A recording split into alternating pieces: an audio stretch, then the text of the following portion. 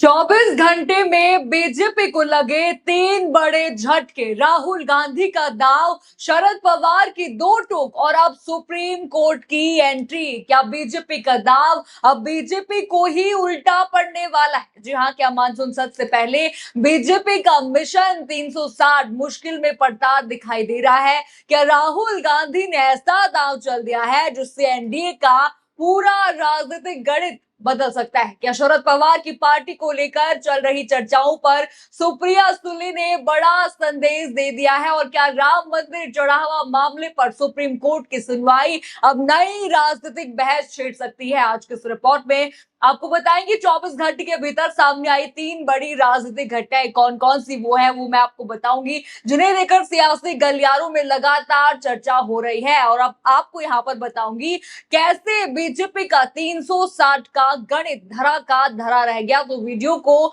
आखिर तक आप लोग जरूर देखिएगा।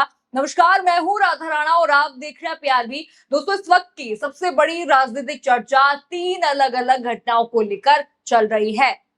हर तरफ ये खबरें यहां पर चल रही है। दावा किया जा रहा है कि 24 घंटे के भीतर बीजेपी और एनडीए की रणनीति से जुड़े 3 बड़े घटनाक्रम सामने आए हैं। 24 घंटे में 3 झटका दोस्तों बीजेपी को लगे हैं। एक एक करके आपको बताती हूं। देखिए, पहला झटका यहाँ बीजेपी की मिशन 360 को लगने वाला है। जी हाँ, और दोस्तों आपको बता दूं, ये झटका दे रहे हैं राहुल गांधी। दोस्तों, आप सभी को पता है कि मानसून सत्र जो है वो आने में महज कम ही दिन बाकी हैं और एनडीए अब हर रणनीति अपनाने पर तुला है। देखिए, आपको पता ही है कैसे टीएमसी में फिर शिवसेना में तोड़फोड़ की गई थी, बागी वहां पर नेताओं को बनाया गया था। खैर, तो चलिए एक एक करके आपको बताती हूँ आखिर वो 3 बड़े झटके यहाँ पर कौन से हैं। पहला झटका है मिशन 360 को राहुल गांधी का बड़ा दांव। दोस्तों, आपको पता ही है कि संसद का मानसून सत्र अब ज्यादा दूर यहाँ पर नहीं है। ऐसे में लगातार चर्चा हो रही है कि भाजपा अपने मिशन 360 को पूरा करने के लिए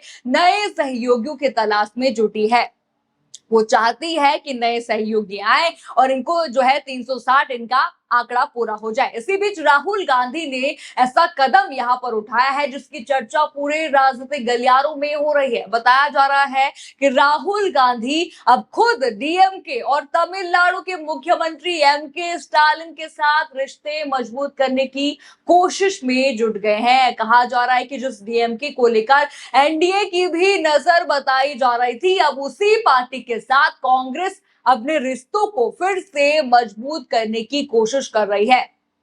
जरा देखिए, ये बड़ी हेडलाइन आप स्क्रीन पर देखिए। राहुल गांधी फिर से डाल रहे डीएमके पर डोरे, मानसून सत्र का कनेक्शन समझिए। आपने हेडलाइन यहाँ पर देखी, कितनी बड़ी ये हेडलाइन है। यानी अब राजनीतिक चर्चाओं में यह कहा जा रहा है कि अगर डीएमके इंडिया गठबंधन के साथ मजबूती से बने रहते हैं तो बीजेपी के लिए मिशन 360 की राह मुश्किल हो जाएगी। वहीं दूसरी तरफ देखिए, राहुल गांधी का इंडिया गठबंधन लगातार मजबूत यहाँ पर होता दिखाई दे रहा है और राहुल गांधी ने बड़ा झटका यहाँ पर भाजपा को भी दे दिया है। देखिए, आपको पता ही है डीएमके के पास लोकसभा और राज्यसभा में अच्छी संख्या में सांसद हैं और यही वजह है कि इस पार्टी की भूमिका को काफी अहम माना जा रहा है।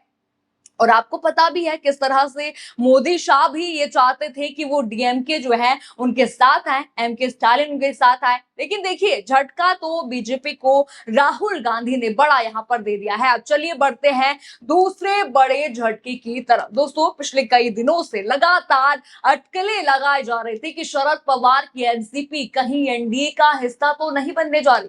ये देखिए, आपने गोदी मीडिया की कई हेडलाइन आपने देखी होंगी कि देखिए यहाँ पर वो मिले हैं, क्या वो सच में एनडीए के साथ हो रहे हैं, विलय हो रहे हैं, ये हो रहा है, सो हो रहा है। कई खबरें यहाँ पर गोदी मीडिया में चल रही थी। लेकिन अब इन चर्चाओं पर खुद पार्टी की ओर से जवाब सामने आया है। जरा ये बड़ी हेडलाइन देखिए, एनडीए में शामिल होगी शरद पवार की पार्टी, अटकलों पर बेटी सुप्रिया सुले का आया जवाब। हेडलाइन आपने देखी, सुप्रिया सुले ने उन सभी खबरों को खारिज कर दिया जिनमें कहा जा रहा था कि एनसीपी के नेता जयंत पाटिल और बीजेपी नेता विनोद तावड़े के बीच किसी तरह की राजनीतिक बातचीत चल रही है।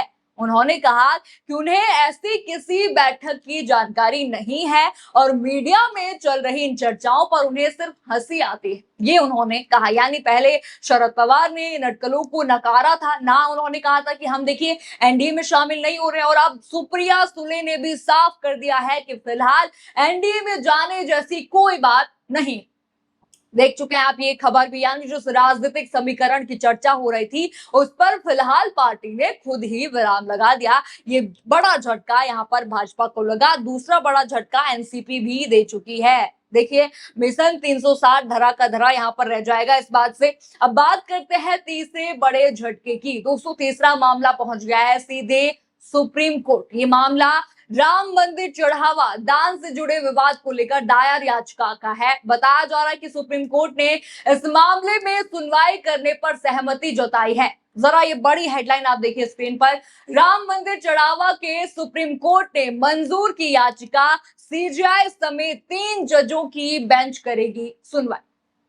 हेडलाइन आपने यहां पर देखा, 3 जजों की बेंच के सामने सोमवार को, यानी कि महज देखिए 36 घंटे के भीतर उस पर सुनवाई होने जा रही है। सोमवार को यानी कि परसों का ये दिन है, यानी वहां पर भी बड़ा खेला होने की तैयारी शुरू हो गई है। यानी मात्र 24 घंटे और 3 बड़े ये घटनाक्रम, ये तीनों मोदी सरकार से जुड़े हुए हैं, जिसको लेकर ये कहा जा रहा है कि 24 घंटे के भीतर 3 बड़े झटके भाजपा को लग चुके हैं। मैंने तीनों खबरें यहां पर आपको दिखाई, कौन कौन से झटके लगे हैं 24 घंटे में। रिपोर्ट्स के मुताबिक इस मामले की सुनवाई 3 जजों की बेंच करेगी। राम मंदिर वाला जो मामला है, अब सभी की नजर इस बात पर रहेगी कि सुनवाई के दौरान अदालत में क्या दलीलें रखी जाती हैं और कोर्ट की आगे की प्रक्रिया क्या रहती है। देखिए मिशन 360 को जरा आप समझिए, मैं आपको बता दूं क्या क्या वहां पर चल रहा है। आपको पता ही है मोदी जी को परिसीमन बिल पास कराना है मानसून सत्र में, और भी कई बिल उन्होंने पास कराने हैं। महिला आरक्षण हो गया, कई बिल है, लेकिन बिल पास कराने के लिए 360 सांसद पूरे चाहिए। पर देखिए कोशिश बीजेपी ने यहाँ पर पूरी की थी। आपको याद होगा हर तरफ से झटके लगे थे। टीएमसी के बागियों ने भी यहाँ पर भाजपा को बड़ा झटका दे दिया। देखिए कैसे वहां ममता ने बड़ा खेला कर दिया, आपको पता ही है, आपको याद होगा कैसे सबूत पेश कर दिए हैं ममता ने। दूसरी तरफ अभिषेक बनर्जी ने भी याचिकाएं दे दी हैं बागियों के खिलाफ। देखिए अगर ममता के पक्ष में ये फैसला आता है तो उनकी सांसदी जाने का डर है। जो 20 बागी को लेकर भाजपा एनडीए इतनी खुश थी कि हमारा 360 का मिशन पार पड़ जाएगा, वहां भी ममता इनको बड़ा झटका दे सकती है। और दूसरी तरफ देखिए बीजेपी इन बागियों की वजह से नीतीश नायडू को नाराज करके यहाँ पर बैठे हैं।